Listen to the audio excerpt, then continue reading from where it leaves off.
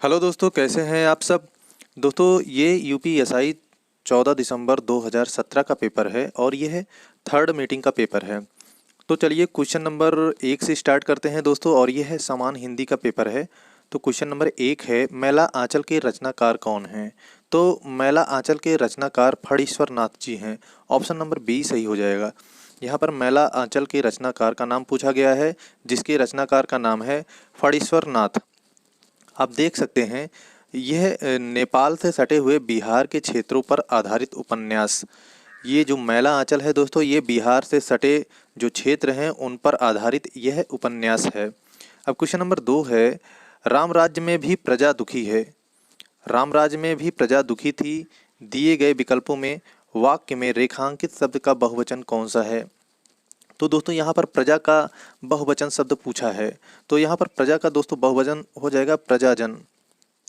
अब यहाँ पर इस हिसाब से इसका ऑप्शन नंबर बी सही हो जाएगा। अब क्वेश्चन नंबर 3 देखते हैं, आधा तीतर आधा बटेर में मुहावरे का अर्थ बताइए।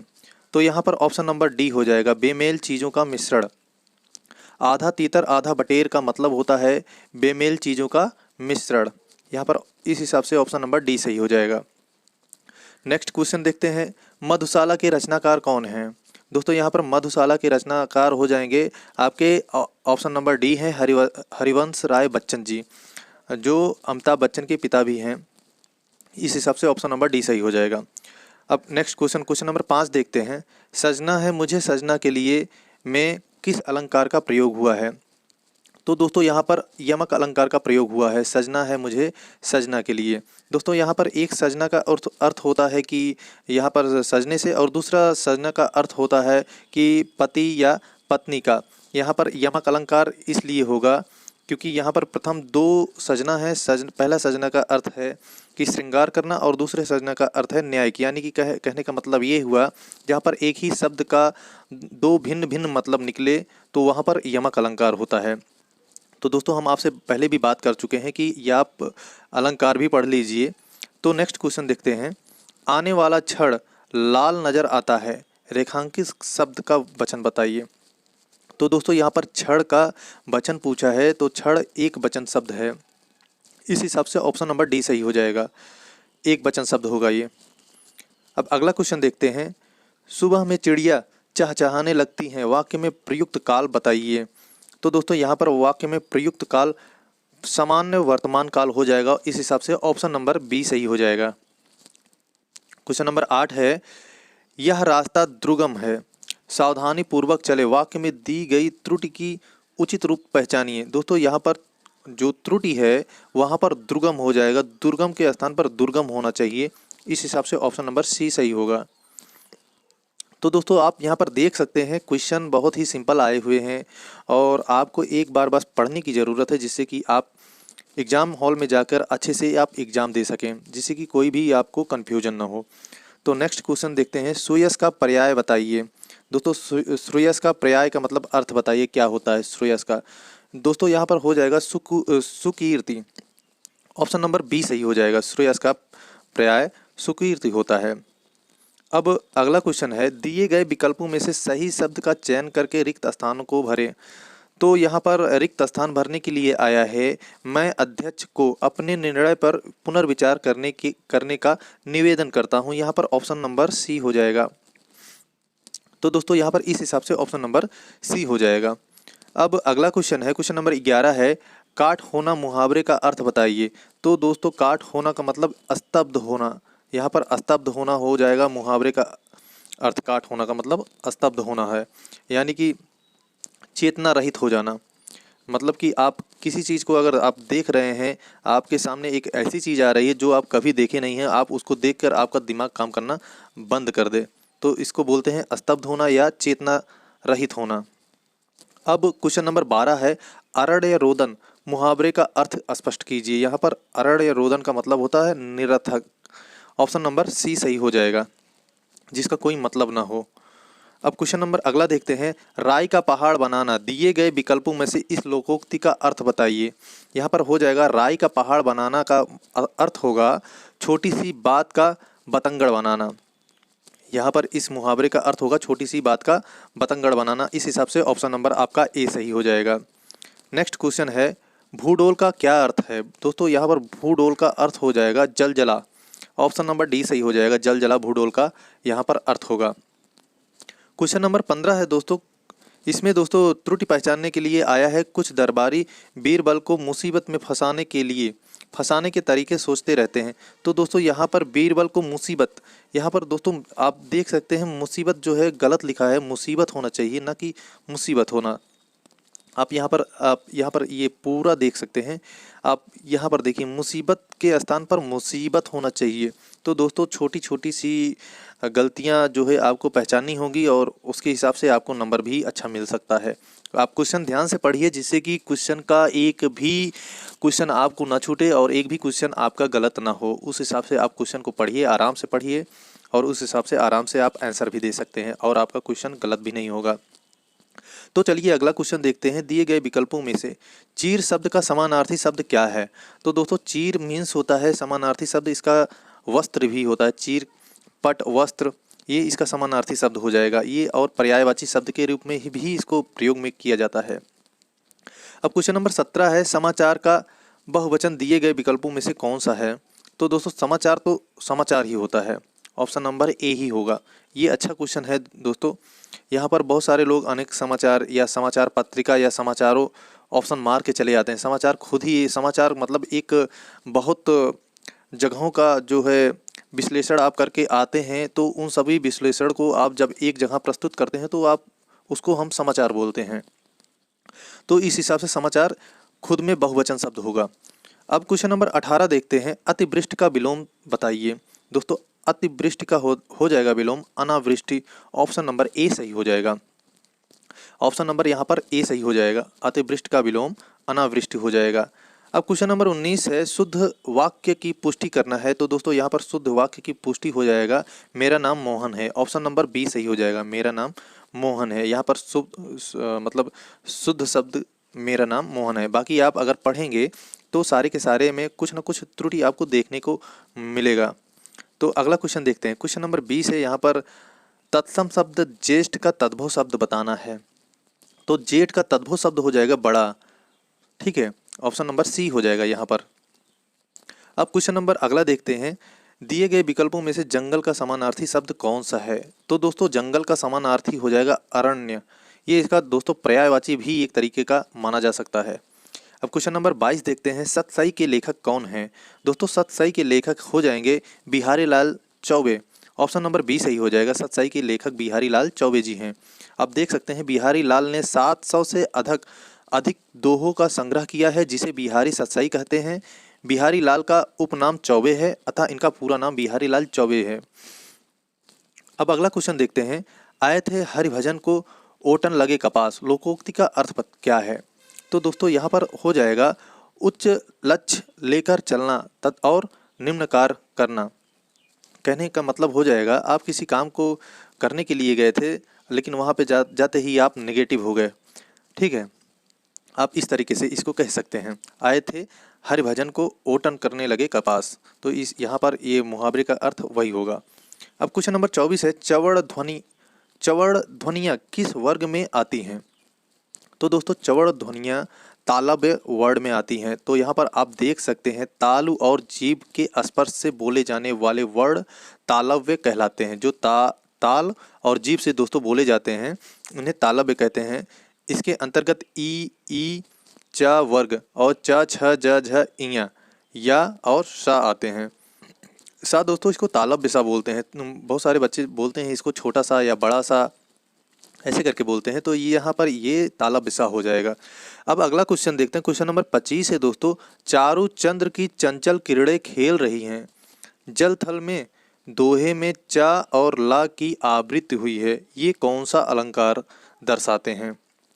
तो दोस्तों यहाँ पर यह क्वेश्चन जो है विकल्प के रूप में छोड़ दिया गया है और यहाँ पर इसका डिटेल दिया है। उपरयुक्त दोहे में चा और ला की आवृत्ति हुई है, अतः यहाँ अनुप्रास अलंकार है। और अनुप्रास अलंकार जो है विकल्प डी में अनुप्रयास दिया गया है, जिस हिसाब से गलत है। यहाँ पर ऑप्शन नंबर जो डी है वहाँ पर अनुप्रयास ना होकर अनुप्रास होना चाहिए। अब क्वेश्चन नंबर अगला देखते हैं, सौम्यता ही नारी का सच्चा श्रृंगार होना चाहिए। सौम्यता ही नारी का सच्चा श्रृंगार। ऑप्शन नंबर सी सही हो जाएगा इस हिसाब से। अब क्वेश्चन नंबर दोस्तों 27 देखते हैं। दिए गए विकल्पों में से सही शब्द का चयन करके रिक्त स्थान भरें। तो दोस्तों यहाँ पर रिक्त स्थान के स्थान पे आएगा अधिकांश। अधिकांश विवाहित जोड़े बड़ी कल्पनाओं के साथ अपना नया जीवन आरंभ करते हैं। तो इस हिसाब से ऑप्शन नंबर सी सही हो जाएगा। तो दोस्तों आप क्वेश्चन को बहुत ही ध्यान से और आराम से पढ़िए, जल्दबाजी ना करिए, जिससे कि आपका कोई भी क्वेश्चन हिंदी में खास करके कोई भी क्वेश्चन गलत हो। अगला क्वेश्चन है, वसुधा शब्द का अर्थ क्या है। दोस्तों वसुधा शब्द का अर्थ हो जाएगा धरती। ऑप्शन नंबर बी सही हो जाएगा। वसुधा जो है धरती का पर्यायवाची रूप है। अब क्वेश्चन नंबर 29 है, चरण कमल बंदो हरि राई। कमल शब्द कौन सा अलंकार दर्शा रहा है। तो दोस्तों यहाँ पर कमल शब्द रूपक अलंकार दर्शा रहा है। ऑप्शन नंबर यहाँ पर डी सही हो जाएगा। अब यहाँ पर आप देख सकते हैं कमल शब्द रूपक अलंकार दर्शा रहा है, यहाँ कमल रूपी चरण का प्रयोग किया गया है। इस हिसाब से ऑप्शन नंबर डी सही हो जाएगा। अब अगला क्वेश्चन देखते हैं, दिए गए पर्यायों में से स्त्रीलिंग शब्द का कौन सा वचन, स्त्रीलिंग शब्द कौन सा है। दोस्तों यहाँ पर स्त्रीलिंग शब्द पूछा है। तो दोस्तों हम आपसे बहुत बार बात कर चुके हैं कि स्त्रीलिंग और पुल्लिंग, आप इन सबको कम से कम 50-50 तो पढ़ ही लीजिए, जिससे कि कोई भी आपका क्वेश्चन में जो भी आए कम से कम ये वाला क्वेश्चन तो ना छूटे। तो यहाँ पर इस हिसाब से स्त्रीलिंग हो जाएगा ऑप्शन नंबर ए। बाकी सारे सभी हो जाएंगे पुल्लिंग। दुपट्टा, फुल्ला और हीरा, ये दोस्तों सारे के सारे पुल्लिंग हैं। अब क्वेश्चन नंबर 31 देखते हैं। उस डाली पर एक तोता बैठा है, उपर्युक्त में कौन सा काल है। पहचानिए दोस्तों ये यहाँ पर कौन सा काल है। तो दोस्तों यहाँ पर पूर्ण वर्तमान काल हो जाएगा। ऑप्शन नंबर सी हो जाएगा इस हिसाब से। अब क्वेश्चन नंबर 32 से 34 तक दोस्तों एक पैराग्राफ दिया गया है, जिसको पढ़कर उसका क्वेश्चन का आंसर देना है। दोस्तों हम हर वीडियो में पैराग्राफ नहीं पढ़ते हैं और इस वीडियो में भी नहीं पढ़ेंगे, क्योंकि यहाँ पर पैराग्राफ आप जैसे ही पढ़ेंगे आपको आसानी से पता लग जाएगा पैराग्राफ के अकॉर्डिंग क्वेश्चन का आंसर क्या है। बहुत ही सिंपल पैराग्राफ आता है। तो दोस्तों पैराग्राफ के ऑप्शन से हिसाब से क्वेश्चन नंबर 32 से बेईमानी का अर्थ क्या होता है। बेईमानी का अर्थ दोस्तों पैराग्राफ के हिसाब से व्यर्थ हो जाएगा। ऑप्शन नंबर बी सही हो जाएगा, जो कि पैराग्राफ में दिया हुआ है। दयनीय शब्द में कौन सा प्रत्यय है। दोस्तों यहाँ पर दयनीय शब्द में ई प्रत्यय हो जाएगा।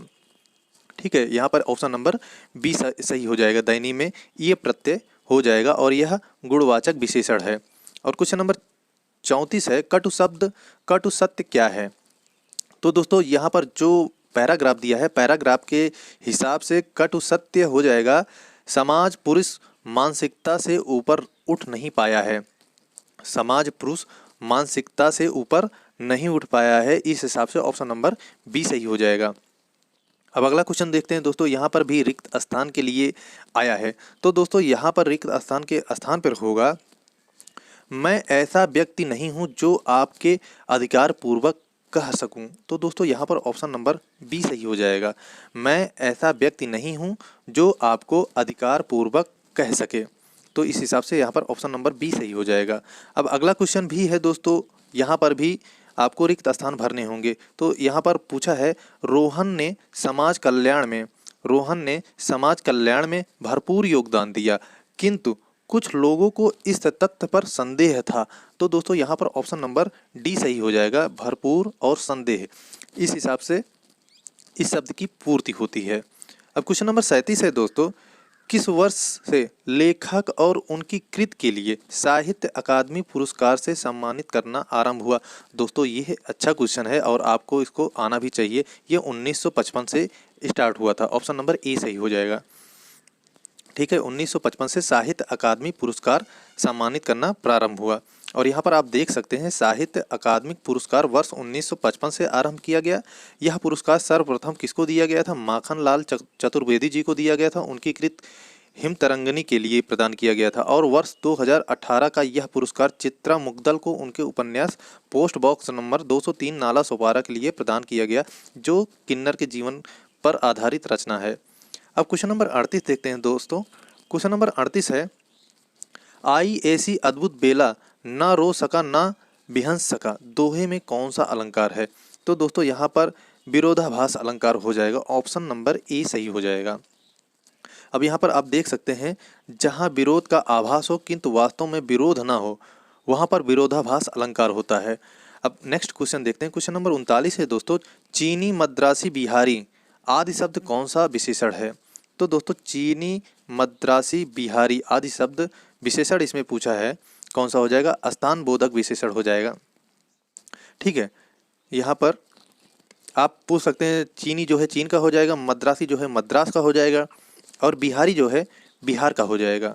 ठीक है, यहाँ पर इस हिसाब से स्थान बोधक हो जाएगा। अब क्वेश्चन नंबर हिंदी का लास्ट क्वेश्चन है, 40 क्वेश्चन नंबर है, अंगार सिर पर धर लेना दिए गए विकल्पों में से मुहावरे का सही अर्थ क्या है? तो दोस्तों यहाँ पर ऑप्शन नंबर डी सही हो जाएगा, कठिन विपत्ति सहना। अंगार सिर पर धरना का अर्थ हो जाएगा कठिन विपत्ति सहना। इस हिसाब से ऑप्शन नंबर डी सही हो जाएगा। अब दोस्तों मूल विधि, संविधान और सामान्य ज्ञान से हम अगला क्वेश्चन स्टार्ट करते हैं। क्वेश्चन नंबर 1 है, भारत में किसी भी राज्य के राज्यपाल पर नियुक्त सर्वप्रथम महिला कौन थी? दोस्तों यह अच्छा क्वेश्चन है, यहाँ पर हो जाएगा सरोजनी नायडू जी थी सर्वप्रथम महिला। ठीक है, और कौन से पद पे थी? राज्यपाल पद पर थी ये। अब यहाँ पर आप इसका डिटेल भी देख सकते हैं। सरोजनी नायडू उत्तर प्रदेश में प्रथम महिला राज्यपाल नियुक्त हुई थी, और कब हुई थी? 15 अगस्त 1947 से 2 मार्च 1949 तक राज्यपाल रही। ठीक है, और वह भारतीय राष्ट्रीय कांग्रेस की अध्यक्ष भी रही थी। इस हिसाब से यह क्वेश्चन अच्छा क्वेश्चन था, और आ भी सकता है यह क्वेश्चन दोस्तों। अब क्वेश्चन नंबर 2 देखते हैं। दोस्तों हम आपको बताए हैं, ये जो प्रतीक वाला क्वेश्चन होता है, आप को समझ लीजिए आना ही आना है क्वेश्चन। आप इसको जितने भी इससे रिलेटेड जितने भी क्वेश्चन हैं, सारे के सारे क्वेश्चन आप इसको रट लीजिए, क्योंकि ये नंबर आपका तो फिक्स ही फिक्स है। कहीं से भी क्वेश्चन आए या ना आए, लेकिन यहाँ से एक क्वेश्चन आना तय है। और जितना भी अभी हम आपको यूपीएसआई का सेट करवाए हैं 2017 बैच का, उसमें सारा जो है सिंबल का क्वेश्चन एक जरूर आया है। तो कहने का मतलब ये है कि आप एक क्वेश्चन के जो भी नंबर इसका है, आप उसको अपने हाथ में रख सकते हैं। और दोस्तों ये भी हम आपको बता दें, अगर कोई भी इंसान या स्टूडेंट अगर गिरता है 1-2 नंबर से ही गिरता है, वहीं उसको बहुत ही खलता है। तो चलिए क्वेश्चन नंबर 2 में ये प्रतीक एक दिया हुआ है, और ये टी जंक्शन है, और यहाँ पर आप देखते ही समझ गए होंगे, तो ऑप्शन नंबर यहाँ पर ए सही हो जाएगा। अब अगला क्वेश्चन दोस्तों देखते हैं। क्वेश्चन नंबर 3 है, 2 दशक पुराने दोहरे कराधान से बचाव समझौते यानी कि DTAA में संशोधन के लिए प्रोटोकॉल भारत और निम्न में से किस देश के बीच हस्ताक्षरित किया गया था? तो दोस्तों यहाँ पर मॉरिशस के बीच, भारत और मॉरिशस के बीच जो है हस्ता यानी सिग्नेचर हुआ था इन दोनों के बीच। और यहाँ पर आप देख भी सकते हैं, यह संशोधन 10 मई 2016 को किया गया था, जिसका उद्देश्य मनी लॉन्ड्रिंग को रोकना था। अब क्वेश्चन नंबर 4 है, वर्णित में से नीति आयोग के पदेन अध्यक्ष कौन होते हैं? तो दोस्तों नीति आयोग के पदेन अध्यक्ष प्रधानमंत्री होता है। ठीक है, वर्णित में से नीति आयोग के पदेन अध्यक्ष प्रधानमंत्री होता है। ये अच्छा क्वेश्चन है। अब अगला क्वेश्चन है, पूर्वोत्तर भारत में प्रचलित कृषि भूमि प्राप्त करने के लिए वन के एक छोटे से हिस्से को काटकर उसे जलाने की रीत को क्या कहते हैं? तो दोस्तों उसे जलाने की रीत को झूम कहते हैं। ठीक है, यहाँ पर आप देख सकते हैं, पूर्वोत्तर भारत में झूम कृषि के अंतर्गत वृक्षों तथा वनस्पतियों को काटकर उन्हें जला दिया जाता है, और साफ की गई भूमि पर जुताई करके बीज बो दिए जाते हैं। फसल पूर्णतः प्रकृति पर निर्भर होती है, और उत्पादन बहुत कम होता है। दोस्तों ऐसी जगहों पर उत्पादन भी बहुत कम होता है। अब अगला क्वेश्चन है दोस्तों, यहाँ पर ये रिक्त स्थान भरने के लिए आया है। केंद्र शासित प्रदेश अंडमान और निकोबार द्वीप समूह कलकत्ता उच्च न्यायालय के न्यायाधिकार क्षेत्र में आता है। दोस्तों यहाँ पर ऑप्शन नंबर सी सही हो जाएगा, कलकत्ता उच्च न्यायालय के न्यायाधिकार क्षेत्र में यह आता है। अब अगला क्वेश्चन है दोस्तों, क्वेश्चन नंबर 7 है, भारत की राज्य नीति के निदेशक सिद्धांतों के संदर्भ में इनमें से कौन सा वक्तव्य सही है? दोस्तों ऑप्शन ए और ऑप्शन बी दिया हुआ है। ऑप्शन ए में लिखा हुआ है, ऐसा कहा जाता है कि ये सकारात्मक प्रकृति के हैं और इनका लक्ष्य है राज्य के अधिकारों और कार्यों में वृद्धि लाना। और वहीं ऑप्शन बी में लिखा है, ऑप्शन बी में ये लिखा है, इनका लक्ष्य है सामाजिक और आर्थिक न्याय प्राप्त करके एक लोक हितकारी राज्य की स्थापना करना। तो दोस्तों यहाँ पर ऑप्शन नंबर बी सही हो जाएगा, केवल ए ही सही होगा। ठीक है, यहाँ पर केवल ए सही हो जाएगा और बी गलत हो जाएगा। अब क्वेश्चन नंबर 8 है, अफ्रीका में कालाहारी किस प्रकार का रेगिस्तान है? दोस्तों कालाहारी उपोष्ण कटिबंध प्रकार का रेगिस्तान हो जाएगा। ऑप्शन नंबर बी सही हो जाएगा, अफ्रीका में। क्वेश्चन नंबर 9 है, भूमि अधिग्रहण अधिनियम भूमि अधिग्रहण पुनर्वास एवं पुनर्स्थापन 2013 के अनुसार सरकारें जिन उद्देश्यों से भूमि अधिग्रहण कर सकती हैं वे हैं। दोस्तों ऑप्शन ए और ऑप्शन बी और ऑप्शन सी दिया हुआ है। तो ए में है प्राकृतिक आपदाओं से प्रभावित क्षेत्रों में रहने वाले लोगों के लिए परियोजनाएं, और बी में है निर्धन एवं भूमिहीन लोगों के लिए आवास परियोजनाएं, और सी में है सार्वजनिक प्रयोजन। तो दोस्तों यहाँ पर ऑप्शन नंबर सी सही हो जाएगा। तीन के तीनों सही हो जाएंगे, ए बी और सी तीनों सही हो जाएंगे। तो इस हिसाब से ऑप्शन नंबर सी सही हो जाएगा। अब क्वेश्चन नंबर 10 देखते हैं, हिंदू कानून ग्रंथ दाय भाग किसने लिखा था?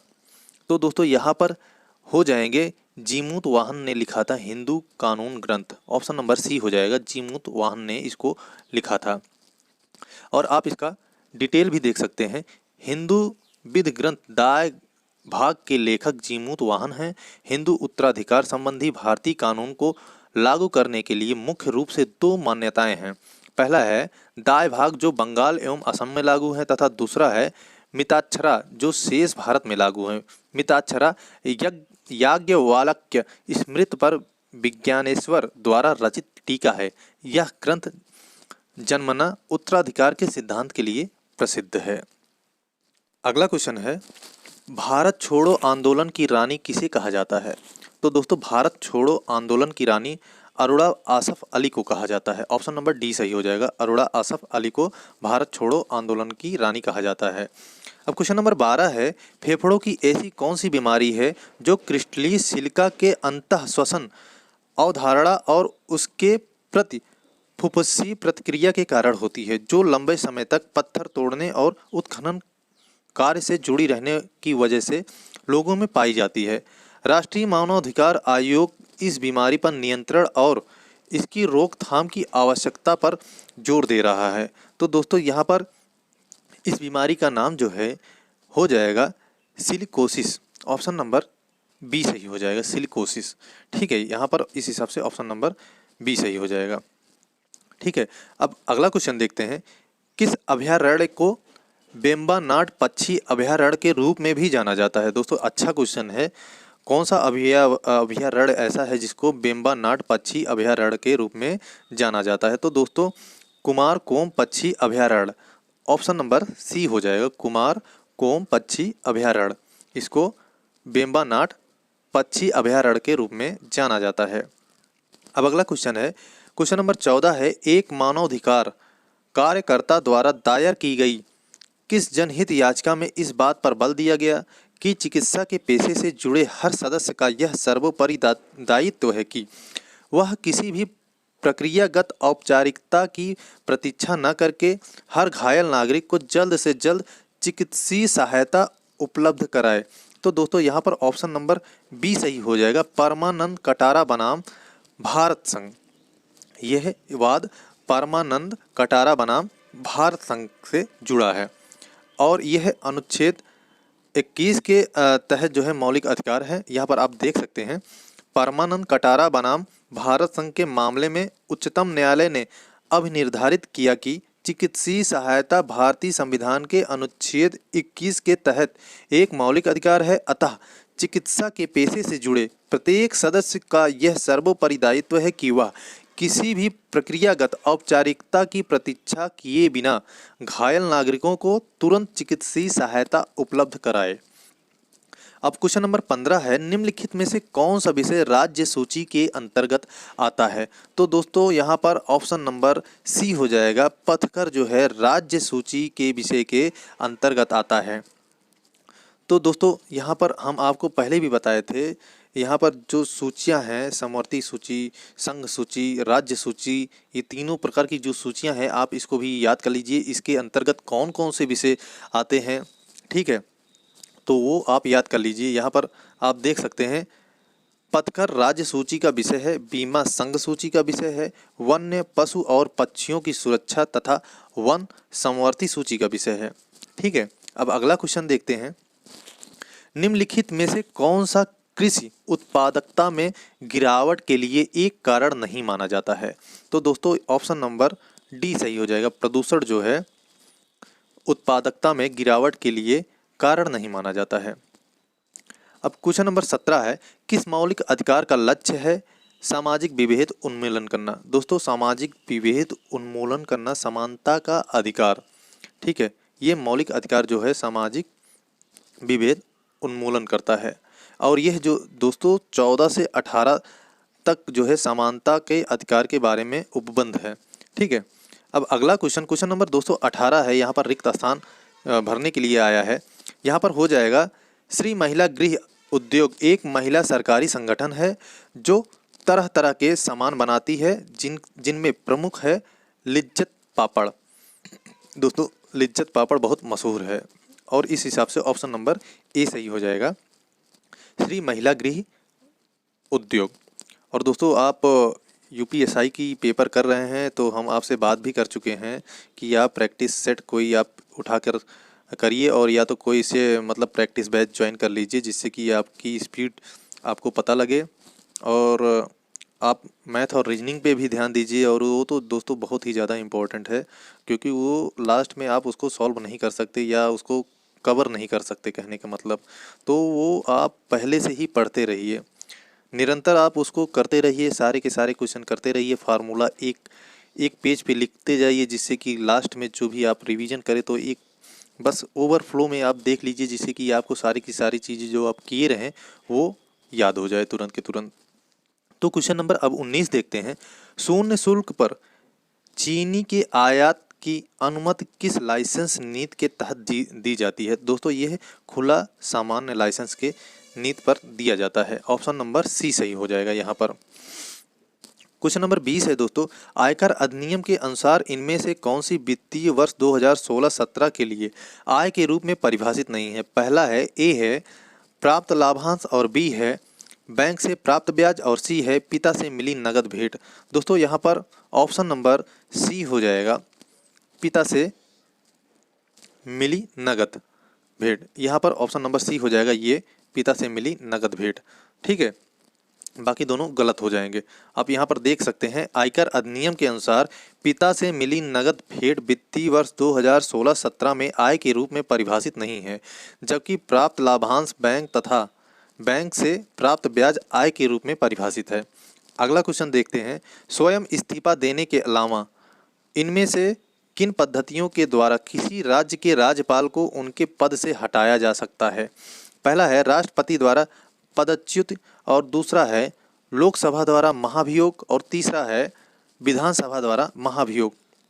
तो दोस्तों यहाँ पर ऑप्शन नंबर बी सही हो जाएगा, केवल ए ही सही होगा, जो है राष्ट्रपति द्वारा पदच्युत। यहाँ पर ऑप्शन नंबर ए सही हो जाएगा, स्वयं इस्तीफा देने के अलावा जो है राष्ट्रपति द्वारा पदच्युत राज्य के राज्यपाल को उनके पद से हटाया जा सकता है।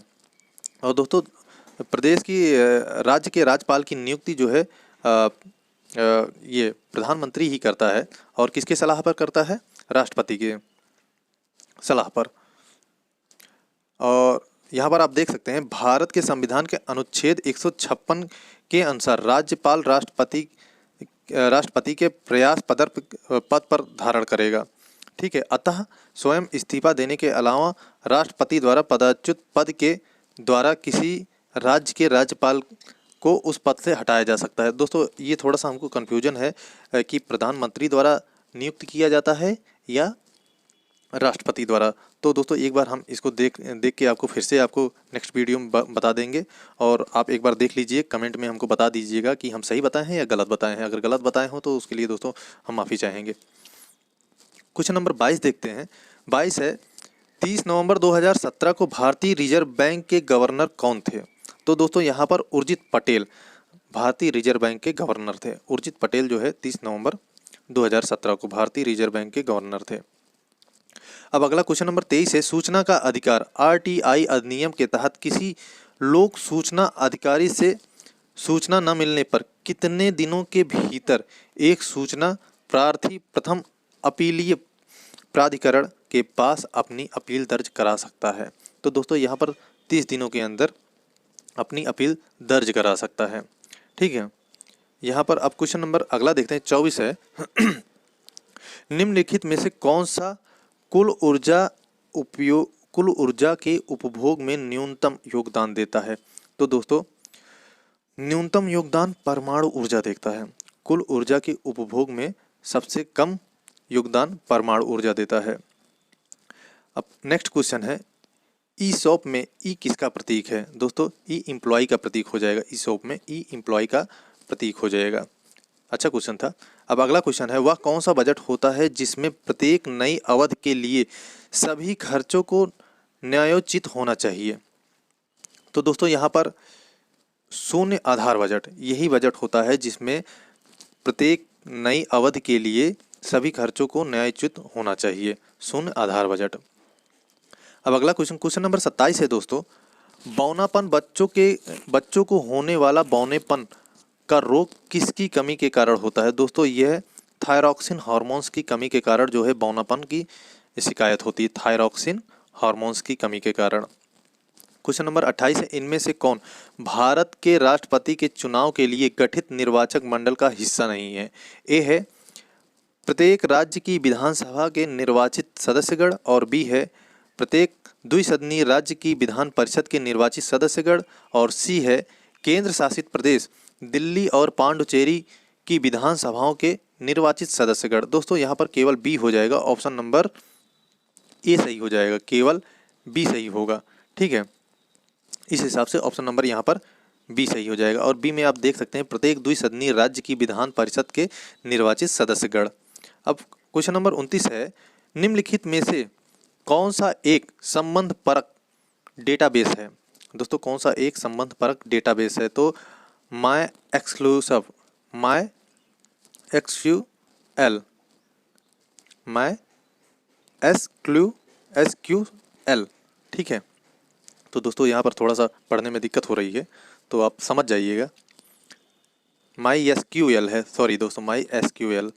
तो क्वेश्चन नंबर 30 देखते हैं, विश्व का सबसे बड़ा औद्योगिक सुरक्षा बल दिए गए विकल्पों में से कौन सा है? तो दोस्तों केंद्रीय औद्योगिक सुरक्षा बल CISF। दोस्तों ऑप्शन नंबर ए सही हो जाएगा, CISF।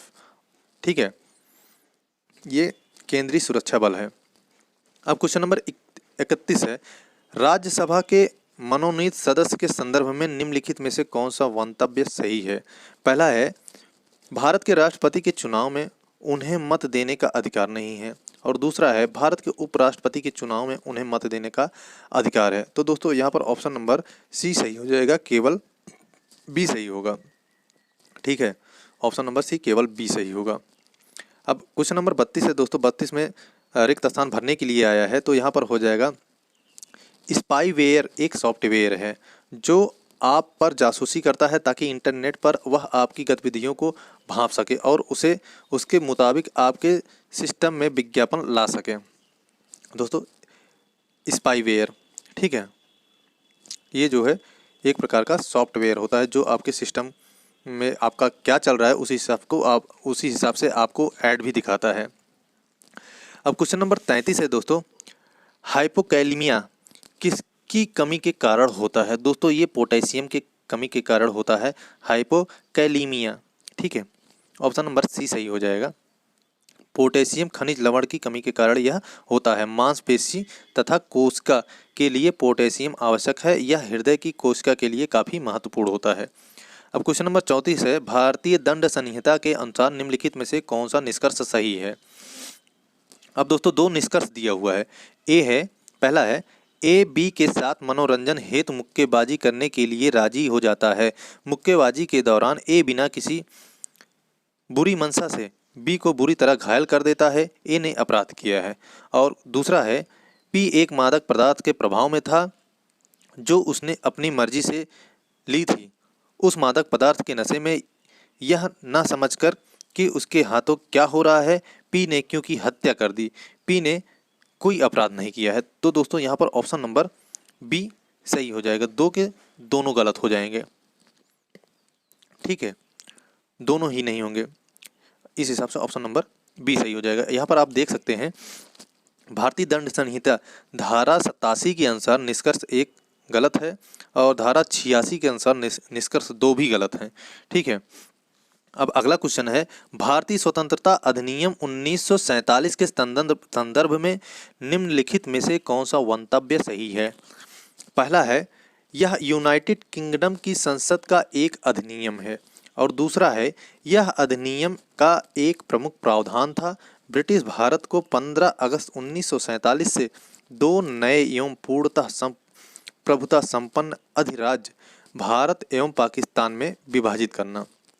तो दोस्तों यहाँ पर ऑप्शन नंबर बी सही हो जाएगा। दो के दोनों सही हो जाएंगे, ठीक है। तो यहाँ पर आप देख सकते हैं भारतीय स्वतंत्रता अधिनियम 1947 यूनाइटेड किंगडम संसद का एक अधिनियम है। इस अधिनियम का एक प्रमुख प्रावधान था ब्रिटिश भारत को 15 अगस्त 1947 से 2 नए पूर्णतः संप्रभुता संपन्न अधिराज्य भारत एवं पाकिस्तान में विभाजित करना, ठीक है। इस हिसाब से ए और बी दोनों सही हो जाएंगे। अगला क्वेश्चन है, भारतीय पुलिस सेवा में कितने स्टेट कैडर होते हैं। दोस्तों कितने स्टेट कैडर होते हैं। दोस्तों यहाँ पर 24 स्टेट कैडर हो जाएंगे।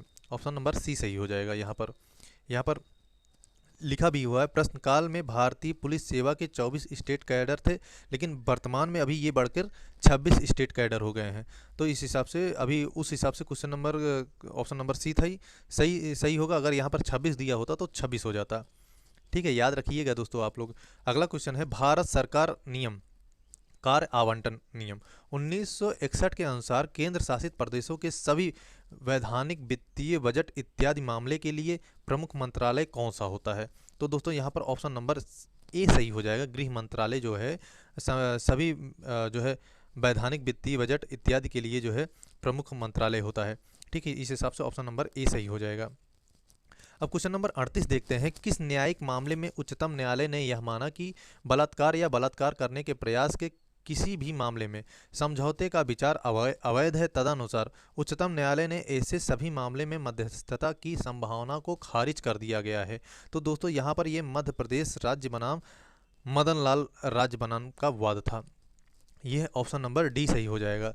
यहाँ पर आप देख सकते हैं मध्य प्रदेश बनाम मदन लाल 2015 के मामले में उच्चतम न्यायालय ने यह अभिनिर्धारित किया कि बलात्कार या बलात्कार करने का प्रयास करने के भी मामले में किसी भी प्रकार का समझौता अवैध माना जाएगा। अब क्वेश्चन नंबर 39 है, भारतीय संविधान के अनुच्छेद 22 के अनुसार अधिनियम 22 के अनुसार अधिकतम कितने समय के भीतर गिरफ्तार करके हिरासत में लिए गए व्यक्ति को निकटतम मजिस्ट्रेट के समक्ष प्रस्तुत किया जाना चाहिए, ठीक है। यहाँ पर 24 घंटे के भीतर जो है मजिस्ट्रेट के समक्ष प्रस्तुत कर देना होता है। अब आज का लास्ट क्वेश्चन है, भारतीय संविधान के अनुच्छेद 148 के अंतर्गत स्थापित वो कौन सा प्राधिकरण है जो भारत सरकार के सभी प्राप्तियों और व्यय की लेखा परीक्षा करता है। तो दोस्तों यहाँ पर ऑप्शन नंबर ए सही हो जाएगा। भारत के नियंत्रक एवं महालेखा परीक्षक, जिसको सीजीए बोलते हैं, controller and CAG, controller and auditor general. Option number A सही हो जाएगा। तो आप यहाँ पर देख सकते हैं भारतीय संविधान के अनुच्छेद 148 के तहत नियंत्रक महालेखक परीक्षक controller and auditor general Bharat सरकार के सभी प्राप्तियों एवं व्यय की लेखा परीक्षा करता है। वर्तमान में राजीव महर्षि भारत के नियंत्रक एवं महालेखक परीक्षक हैं। तो दोस्तों ये रहा UPSI का दो पेपर था, संविधान सामान्य और सामान्य हिंदी 2 सेट मैंने करवाया है। और आपको मैथ और रीजनिंग जो है आप प्रैक्टिस करते रहिए। और दोस्तों जो भी अभी हमारे इस चैनल पे नए हैं तो दोस्तों चैनल को सब्सक्राइब कर लीजिए और दोस्तों शेयर और लाइक करना ज़रूर भूलिएगा मत, ठीक है। तो चलिए दोस्तों मिलते हैं अगले वीडियो में, तब तक के लिए धन्यवाद और जय हिंद।